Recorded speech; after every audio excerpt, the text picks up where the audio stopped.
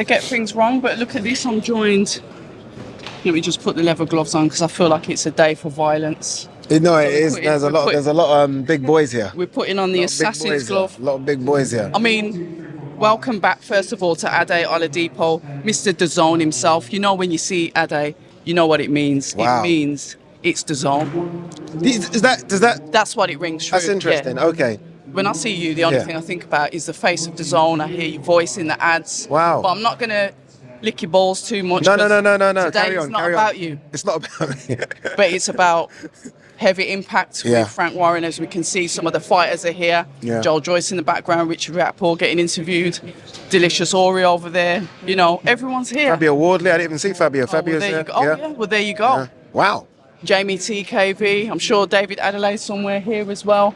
Frank Warren has all the heavyweights. Frank Warren's got everything, mate. All the heavyweights. Dubois, Fury, like, you know, everyone. Who have Matchroom got for heavyweights? AJ, Johnny Fisher, Dave Allen. Have they got Dave Allen? I don't know. Have they? I don't know. I don't know. I'm not going to do any comparisons. No. You know, I got a lot of time for Eddie Hearn and Matchroom. But today's focus, Frank Warren does it again. We've got the beautiful poster in the background.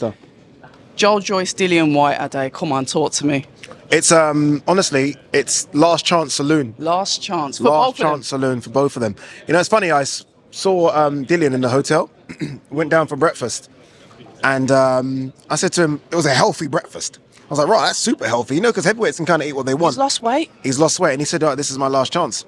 He said that, so he knows how big a fight this is, right? I mean, he's had a couple of fights after the Jermaine Franklin fight and after what happened with AJ. But those have been, Ebenezer Tete performance wasn't great. He knows that. And Christian Hamer seems so long ago, I forgot about it. Yeah, even though it wasn't that long ago, but yeah. So this is a big one for him. This is a big one. I'm guessing he's going to be main event. Yeah, he'll be main event. So he needs to perform. Joel Joyce, I mean, he looks heavier. Yeah. And don't I'm not get sure. me wrong, You know, it's April the 5th, so we've got a little bit of a while yet, but Joel looks bigger to me. Joe looks enormous. I'm not sure about Joe. I personally, look, I don't really want to see Joe fight, if I'm honest with you. A few people have said that. Yeah, and I know he doesn't take those words nicely, but you know, even when he was winning, he was taking a lot of punishment. Yeah. Even when he was winning, so even when he was putting those guys to sleep, it was still a lot of punishment. And yeah, I just don't like to see fighters take that kind of punishment. Don't run off, Rich. I don't like to see those fighters take that much punishment. But I mean, again, look, put him in against Dillian Whyte. If he wins, he's back, right? That's how the heavyweight division works. You're only one fight away from being back, and you're one loss away from being done. Away from being back. And I think Dillian Whyte is taking it really seriously with Joel Joyce. He's quite indifferent, so you never really know what he's thinking.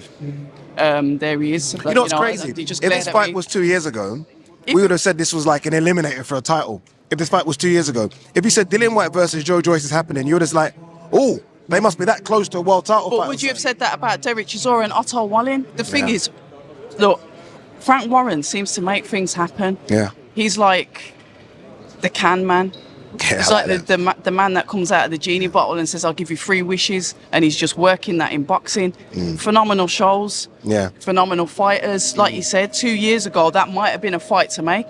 But it's still going to get people interested now, even though maybe it should have happened ages ago. But yeah, ultimately, if both fighters are kind of, say if Dillian Whyte was there, like world title level, and Joe Joyce was, then you don't do it. But because both have kind of dropped off at the same rate, it could be a competitive fight. I have Dillian as a favourite. I think Dillian's still got a bit left. But you never know. Joe Joyce is such a big guy. He is. And if Dillian can't put him away, you never know. Because Joe Joyce will be there. We saw against Chisora. Even though he was taking shots, he will be there. So we'll see. And that's the thing. He's not one to go down lightly. But we've got to move through the card because I know time's ticking. Your broadcast is going to start soon. A fight that I've been excited about for a very long time. The smile on your face says it all. Lawrence Okolie, who's now the WBC silver title holder, who put on a lovely performance last December, just gone, is going up against Richard Riakporhe. Absolutely insane. A fight that Eddie Hearn could have made years ago, but I think maybe Richard was going through some contractual disputes. Ben Shalom didn't make it. Should have struck while the iron was hot, while those two were going at it at the cinema. Creed premiere. Such an easy win. Perfect easy win. time Make to the fight. Make the fight. Frank Warren sitting in the background, taking his notes. All of a sudden, Richard loses to CBS, 6 months off, comes back straight to heavyweight and going in against Lawrence Okolie. Talk to us about that. Yeah, look, I asked him, I just did the face-off for both of them, and I asked the question, like, would this fight have been different at cruiserweight? Because I look at Richard, and yes, Richard's a big cruiserweight. He's not a heavyweight. He might grow into that division, whereas Lawrence seems to have just jumped to heavyweight like already. He should have been. Yeah, he looks massive. So I think it could have been a different outcome at cruiser. Maybe even at Bridger would have been fair, like a fair space for both of them. Yeah. At heavy, I feel like Lawrence has had the taste of heavyweight already. Correct. He's carried around that weight, and Bridger. So it's almost a bit unfair for Richard to jump straight up. But does that give testament to Richard's confidence? I think Richard has to take the fight. There's You confidence. Okay. And I feel like he has to take the fight. Not backed into a corner, but a little bit. No, You a little reckon? bit. Yeah, he's at the CBS loss. And look, me and you spoke off camera. Hopefully you don't mind me saying it. Where has he been? listen, That I've CBS said defeat, I've said it. and we haven't seen him. So it's almost like a case of it's almost like a case of this has come across his table and he's thought, okay, let's do it. Really? Yeah, I think so. Do you think there's reluctance, or do you think he's like, yeah, let's do it, yeah, or is it kind of like might as well do it? I think he's thinking, yeah, let's do it because it's Lawrence. Like, let's do it. Whereas I think he would have wanted to have one more in between, maybe a test at Bridger, or maybe a smaller heavyweight. But Lawrence is such a big fight. Look, such a big fight. it's money, isn't it? Ultimately, you see the numbers on the enough. check. You got to take these fights. And I think it's the best fight for those two at the moment because there's history around it, so there'll be a good build. There's plenty of footage, there's plenty of conversations. It's easy. I'm even looking to put some clips up that I've got It could have been myself main event. If I'm honest with you, it's probably more intriguing than White versus Joyce.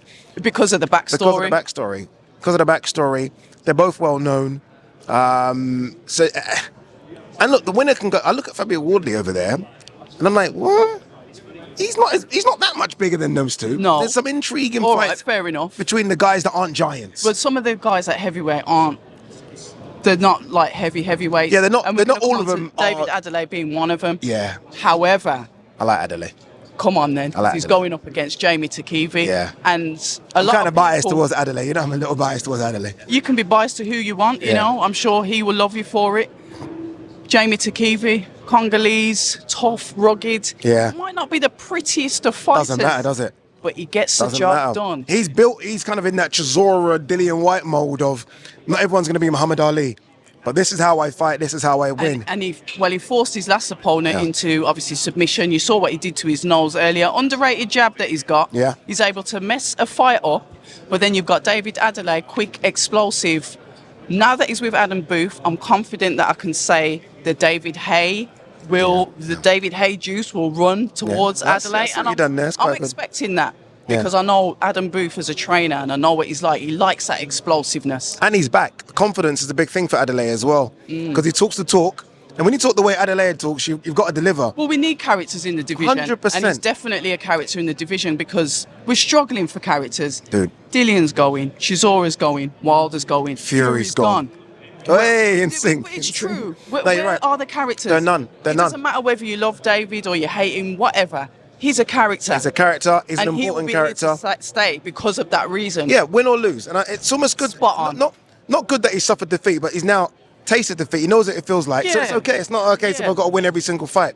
But when I did see him in Saudi, the first thing he said to me after the Solomon Dakers win was, I'm back. So he was really happy. He was really genuinely happy. happy Like, for yes, that. I'm back. You could feel it in his heart. Yeah. Yeah. Fair so enough. look, I think honestly what Frank's done for the first card, Spot. that's solid.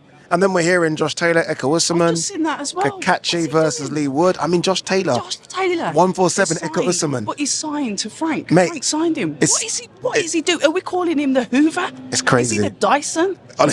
What is it? He's just literally going around the It's boxing. gone. It's gone. And he's but it makes me excited though because I'm telling you now, you know what's going to happen though? I'm telling you come now. on. All right. I'm not saying this as Team Matchroom. Eddie's going to see the schedule. And Eddie's going to be like, want this song? okay. No, but that's what we It's need. going to be old school Frank and Eddie again. This is what we I've need. said it. I've said it Yeah. plenty of times. Look, I get it. You guys are holding hands and singing "Kumbaya." Enough of that nos- I want to can't see the stand it. competitiveness. Yeah, I want to come see back. those interviews. Eddie said this about you, Frank. I want to see that because then what they do, they compete. Eddie and Frank Smith are going to look at this card or the schedule and think, "Raw, we have to do something. We have to do something. You know when you're backed on We the have to do ropes? something. Yeah. On the ropes? We have to do something. We have to do something." That's what they're going to think. Because I thought Josh Taylor was going to Matchroom. So did I. And then In fact, I was pretty sure it was going to happen. You know what I mean? I was already thinking, oh, we're going to Scotland. And I'm still going to Scotland. Well, you are, Mr. Dazn. Of course you are. Don't matter for you, does it? But no, it's weird. It is strange. But I love it. I love it. But it's a beautiful time to be alive in boxing. Yeah. And what's important as well is, I think people have got so excited about the Riyadh season cards and the ring cards. And I've always said, yeah, they're good. But your bread and butter's here. Facts. Your bread and butter's here. Let's build up the fighters here. And then eventually, if they do well, then okay, yes, you qualify, if you like, for the Riyadh season cards. But I grew up on big fights over here. Correct. O2 Arena, packed. Wembley Arena, packed.